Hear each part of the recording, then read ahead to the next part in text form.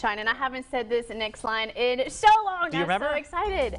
You know what time it is, guys. We've got 6 things that you should know. Number 1 on our list, salons across the country are reopening and celebrating National Nail Polish Day. That's today on Monday, and it's a day to celebrate and explore all of your favorite nail polish colors and maybe even try some new ones. Fun fact, a nail care company, Essie, started National Nail Polish Day. This day marks the beginning of nail care season when everyone will be showing off their freshly painted nails. So I have been it's been rough for you. Pretty depressed the past couple of months. I haven't been able to get my nails done. I've been doing press-ons. You know how I feel about my nails, Josh. That's maybe the top priority in my life. Your top priority outside of this building is getting your nails done. Right now I'm rocking the black nail polish, so I'm feeling a little edgy. You're just keeping it generic, so you still haven't been back? No, none of your salons are back open. Don't remind me. Okay. I'm going to start crying on Gotcha. camera.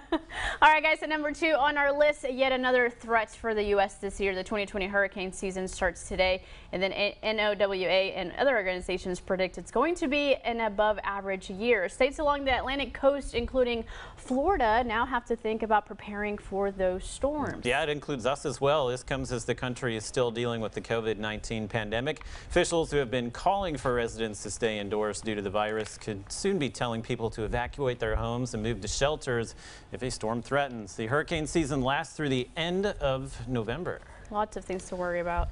Not one thing, it's another. Oh my. Yeah. All right, guys, and AT&T's new streaming service HBO Max is up and running, and now we know that it picked up 87,000 new users on its first day of release last Wednesday. Those numbers are lower than other platforms like Quibi, which got 380,000 initial subscribers. Or Disney Plus, which picked up 5 million at its launch. However, Warner Media Entertainment Chair Bob Greenblatt said HBO Max has standout programs for everyone from kids through adults. He said it doesn't want HBO Max to replace its popular streaming services like Netflix or Amazon, but to be an option alongside with them.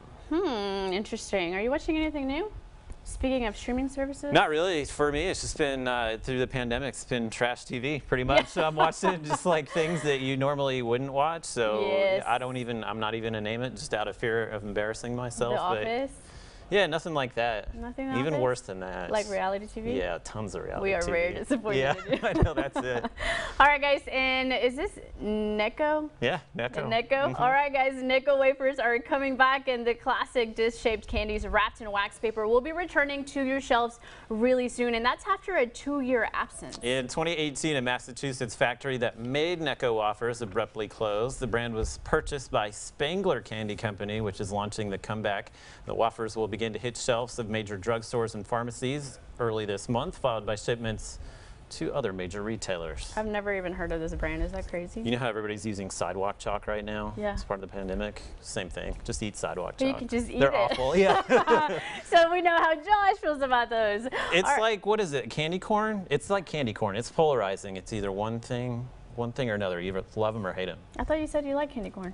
Love candy corn. Oh, Necco wafers? Not so much? Not so much. I hate candy corn, so maybe I like those. Maybe this will be your thing. We'll have to get some and try them for sure. All right, guys, and fifth today is your feel-good story of the day. A peaceful protest took place in Shreveport yesterday in an effort to bring justice to the death of George Floyd. And protesters marched from the bus station to the courthouse in downtown Shreveport. Yeah, Confederate statue supporters were also at the protest. And after speaking with them, this protester and a Shreveport police officer had an emotional connection and told the girl, "We'll get through this together." The officer is seen here embracing and comforting this young woman. And our very own Jade Jackson caught the moment on her cell phone and has that video here has since gone viral. Seriously, it got like 30,000 retweets on it. Yeah, it gave me chills. I went on Twitter last night and I think it was you that actually retweeted it, and that's how I had seen the video. But an amazing moment. Yeah, and I know that, you know, right now we are seeing a lot of negativity. Obviously, this is a huge thing that's happening in our country, and I think that we all should be very aware. But I'm happy that we're sharing moments like this, because it's not all bad. There are these moments where, you know, police are coming together with, you know, our African American community. It's really nice to see too. Yeah, the peaceful protests. Obviously, that hasn't been the case everywhere. So very proud, very proud of our community for